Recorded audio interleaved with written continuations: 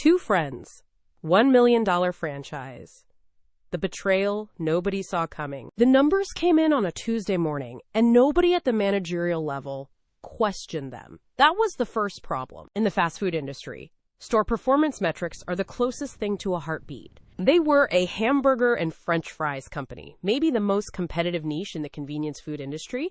But if costs are controlled, it is also highly profitable. That meant managing food cost percentages, employee turnover rates, drive-through times, customer satisfaction scores. Every number tells a story. And Stephen Beaumont's latest numbers were telling a story that nobody in the regional office knew how to explain. His food cost variance, a persistent weak spot for 3 straight years, had dropped to some of the cleanest figures in the entire company. His employee turnover had fallen sharply. His customer satisfaction scores had climbed 4 consecutive quarters without interruption. By the time the formal franchise evaluation opened, Stephen's store was ranking in the top 5% of more than 200 locations across 4 states. But here's what nobody said out loud at that Tuesday meeting. 6 months earlier, Stephen Beaumont had been an above-average store manager. Solid, hardworking. But his food cost had always been a problem. His turnover had always been middle of the pack. And managers who struggled with both of those numbers for 3 years did not suddenly become the top 5% of the company overnight. Something had changed, and nobody could explain what. That question hung in the air of every meeting where Stephen's numbers came up. But a second question was growing underneath it. Why did the reports look different depending on who was pulling them? Why did the numbers on the projection screen not match the numbers on the supervisor portal? And why did every discrepancy point in the same direction, always making Stephen look better than the raw data showed? 3 questions. No answers. And the investigation hadn't even started yet. To understand what was at stake, you have to go back 14 years. But the real story starts 4 years before that. Robbie Hargrove and Stephen Beaumont had both been hired at the same burger restaurant the summer after high school. Grill cooks, minimum wage, the bottom of everything. They weren't best friends. They were something harder to name. 2 young men who pushed each other without ever saying that was what they were doing. Competitive in the way that produces results rather than conflict. Each one fully aware the other was watching. The first 3 years were slow. Grill cook to shift lead to assistant manager, small raises, more responsibility, the kind of progress that doesn't feel like progress while you're inside it. Then, in year 5, both men crossed the threshold that separated the people who stayed from the people who moved. They were each promoted to general manager of their own company-owned store. That was 14 years ago. That's when corporate actually noticed and began tracking their careers. By the time the corporation was about to make its big announcement of a new test campaign, both men had spent 14 years running stores, building records, and proving the kind of operators they were within 20 miles of each other in the Dallas/Fort Worth region. Both with tenure that commanded respect inside the company. Both quietly working towards something neither had ever said out loud. And that was to become a regional supervisor. But corporate had bigger, bolder plans in mind. The opportunity to own what had never existed in their company history, a franchisee license. The ability to actually own a store as a franchisee, a single anchor location in a new, untouched East Texas area, corporate-backed, built for strong returns. A central location, preset for fast, multi-store franchise growth. The kind of opportunity that could produce stores that generate 6 figures in profit each. Enough to change family legacies, and only one of the 2 friends was going to get it. A small but important side note before we continue the story. We're a new channel, and it would help us greatly if you could take a split second to like and subscribe. Then stick around to the end. I'll explain how our subscribers get a monthly reward valued at $30 in cash, as a way for us to say thanks for taking that split second to help us grow. Now back to the story. Robbie Hargrove had spent those 14 years doing what he always did, showing up, tightening the small things. His food cost percentage had climbed steadily for 3 years running. His turnover was dropping. His drive-through times were among the fastest in the region. He wasn't loud about any of it. He just kept working. By the time the franchise evaluation opened, Robbie was ranking in the top 3% of the entire company. Those numbers were real, every one of them. Stephen Beaumont had a fiancée named Sheila Okafor. Everyone who met her used the word sweet. She worked in technology, systems integration, she said when anyone asked. She never elaborated. She had a skill for steering conversations so smoothly that you arrived exactly where she intended without noticing the turn. Early in the evaluation period, she had offered to help Stephen organize his franchise application documents. He accepted gratefully. It seemed like the most natural thing in the world. Nobody thought anything of it at the time. Paul Delaney was the regional supervisor over both men's stores. Careful, methodical. The kind of man who noticed small things and wrote them down instead of letting them go. His position gave him something neither Robbie nor Stephen had access to, and that was all 3 layers of the company's reporting architecture. Store-level data, pulled directly from each location's point-of-sale and labor systems. The supervisor portal, which aggregated that data one level up, and the corporate dashboard, the polished version that made its way to the franchise evaluation board. 3 views of the same operation. 3 layers that were supposed to tell the same story. At the first quarterly meeting where Stephen's numbers drew applause, Paul glanced down at the report on his own tablet, the supervisor-level copy pulled from his portal. Then he looked at the projection screen. The food cost percentage read differently. Better on screen than what his portal showed. It was a variance figure that had been checked off as accurate, but one level down in the reporting, it didn't match what his system was showing him. 3 reports, all marked verified, all different. Each one looked better the closer it got to corporate. He said nothing. He took a screenshot. The next quarter, the gap was bigger. Paul built a private folder on his personal laptop. Screenshots, timestamps, side-by-side comparisons pulled from all 3 reporting layers. The same metrics, the same store, the same time period, and the numbers climbing as they moved up the chain. By the time they reached the corporate dashboard, Stephen's performance looked nothing like what the raw store-level data showed. Paul told nobody, because Paul understood something important. If you speak too soon, you either look paranoid or you tip off whoever is responsible. Both outcomes were worse than waiting. But then something else started happening, and it pointed directly at Stephen. The first moment came at a vendor meeting. A food supply representative connected to Robbie's store held a regional operations session. Stephen had no official reason to attend. He was there anyway. He explained it as a scheduling mix-up.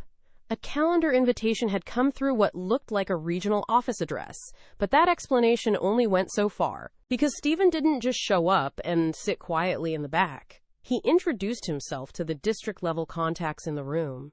He asked sharp questions. He made sure the people with influence over the franchise decision knew his name and associated it with operational knowledge. Whatever the invitation said, Stephen understood exactly what that room was worth to him. Paul wrote it down. The second moment was harder to dismiss. During a supervisor strategy session, a meeting Paul himself was running, Stephen referenced a specific food cost figure from Robbie's store, a number that existed only in the store-level reporting layer. It had not been shared at the supervisor level. It had not appeared on any dashboard Stephen had legitimate access to. He said it casually, the way people do when they momentarily forget something isn't common knowledge. When Paul asked where he heard it, Stephen said Sheila had mentioned it. A benchmarking conversation, he said. He seemed unbothered. Paul wrote that down too. The third moment came through the access logs. Stephen's login credentials had been used on 3 separate Saturday mornings over the previous 4 months. Long sessions. No meeting scheduled. No operational reason to be inside the reporting system at that hour. When Paul laid those timestamps against the timing of the altered reports he had been documenting, the overlap was not subtle. The sessions corresponded almost exactly to each window, when Stephen's numbers had improved at the supervisor and corporate levels, while the store-level data stayed flat. Every thread pointed the same direction. Stephen Beaumont was inflating his own metrics as they moved up the reporting chain, making himself look like the obvious choice, while Robbie, who had built something real, sat in the same evaluation with numbers nobody was touching. It was calculated, it was patient, and it almost held together as a complete explanation. Then Paul's phone lit up on a Saturday morning in October. The email came from Sheila Okafor. No subject line, one attachment. Paul opened it. What loaded onto his screen was a partial file bundle, multiple documents, some visibly mid-deletion as he watched. He recognized the file naming structure immediately. It matched the company's internal reporting system exactly. He moved without thinking. Screenshots first, then downloads, whatever he could capture. The files were gone in under 5 minutes. But something felt wrong about what he was looking at. Not wrong in the way that confirmed what he suspected about Stephen. Wrong in a different way. The file structure, the access pathways, the metadata visible in the fragments. None of it looked like a restaurant manager had built it. It looked like someone who understood data architecture at a level that went far beyond store-level reporting access. Someone who knew exactly where the pipeline bent. Exactly where a number could be changed between one layer and the next without triggering an automated flag. Paul sat with that feeling for 2 days before he reported anything. The formal investigation took 3 weeks, and it dismantled the case against Stephen piece by piece. The Saturday morning login sessions unraveled first.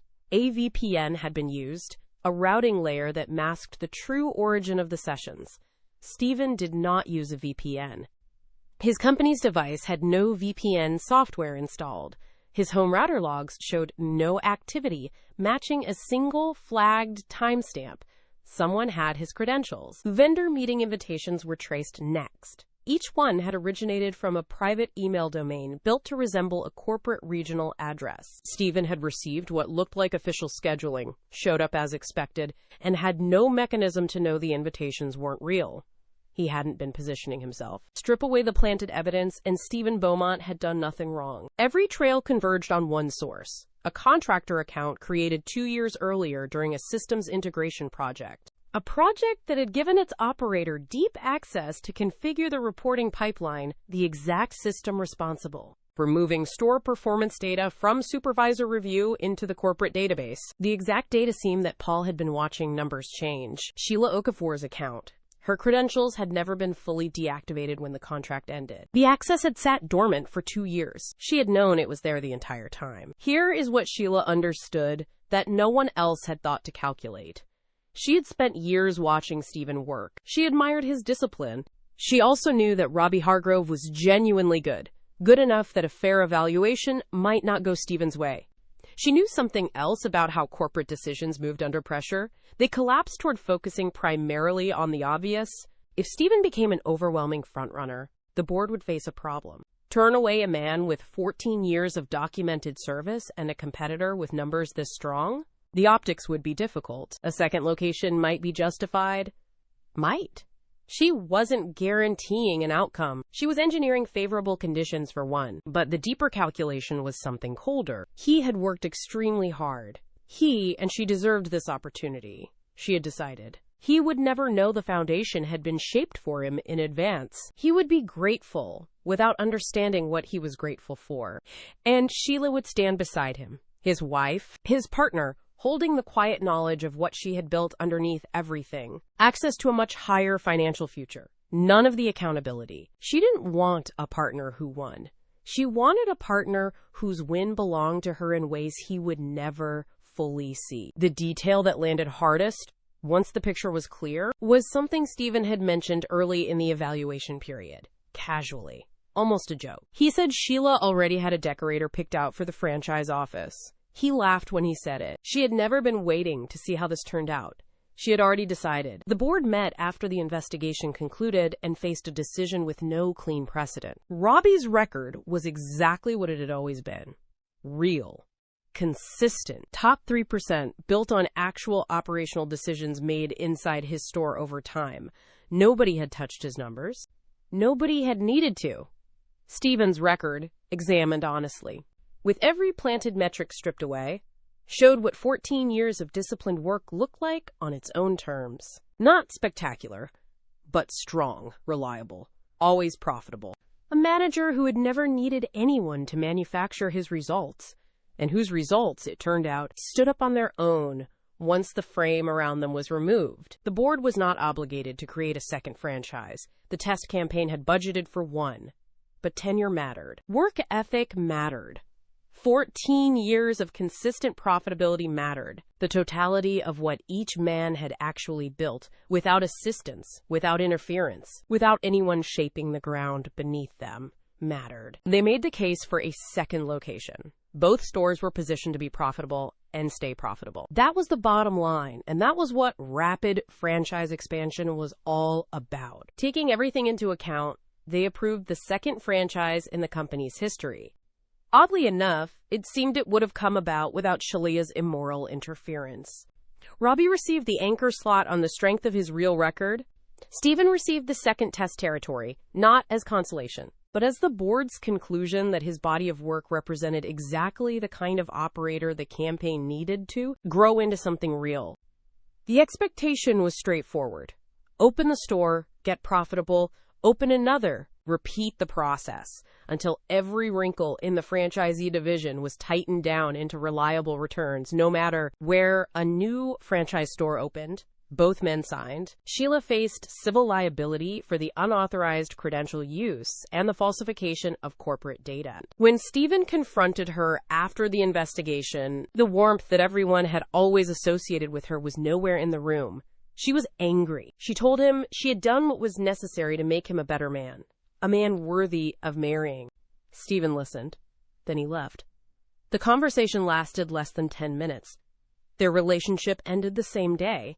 There is something about this story that does not leave you quickly. Robbie, whose real record had been sitting there the entire time, turned out to have built something that didn't need any help. Something clean enough to hold up, regardless of what was happening around it. Top 3%.